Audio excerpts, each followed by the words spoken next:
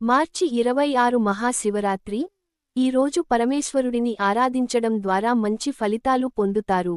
ఈ 4 రాసులవారు శివుడికి భక్తి శ్రద్ధలతో పూజించి, నమస్కరిస్తే ఏం కోరుకున్నా నెరవేరుతుందని చెబుతారు పండితులు. మేషరాశి. మేషరాశికి అంగారకుడు అధిపతి. శివుడు ఓసారి రాక్షసులతో యుద్ధం చేస్తుండగా ఆయన శరీరం నుంచి చెమట చుక్క భూమిపై పడింది. అదే అంగారక గ్రహం అని చెబుతారు. అందుకే మహాశివరాత్రి రోజు ఈ రాశివారు పరమేశ్వరుడిని ఆరాధిస్తే ఎంతా శుభమే జరుగుతుందని విశ్వాసం.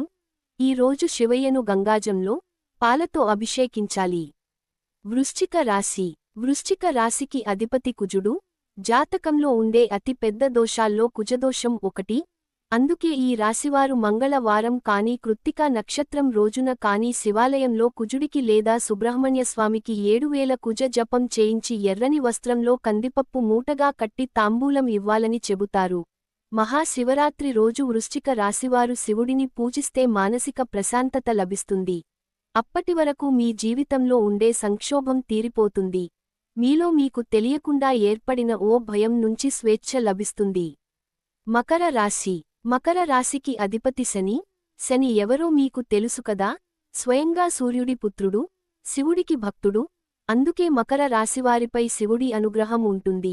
శివరాత్రి రోజు ఉపవాసం, జాగరణ చేసి శివుడికి అభిషేకం చేస్తే ఉత్తమ ఫలితాలు పొందుతారు.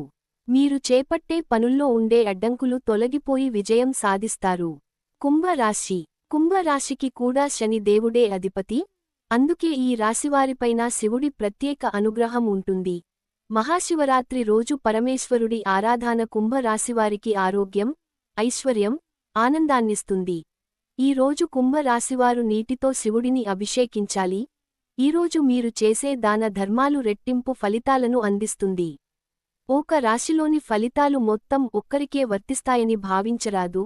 మీ జాతకంలో గ్రహస్థితి ఆధారంగా కూడా ఫలితాల్లో మార్పులుంటాయి. వీటిని ఎంతవరకు పరిగణలోకి తీసుకోవాలన్నది పూర్తిగా మీ వ్యక్తిగతం.